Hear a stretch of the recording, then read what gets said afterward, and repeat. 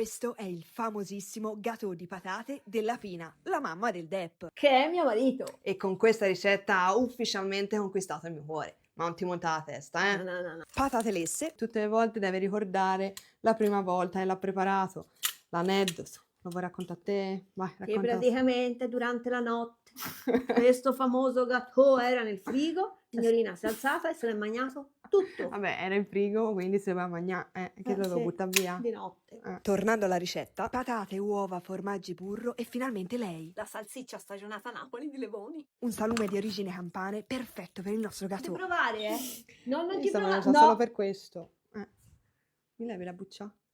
È già tolta. Grazie. E dopo l'assaggino obbligatorio, parola all'esperta. Le spezie si sentono e anche la leggera affumicatura.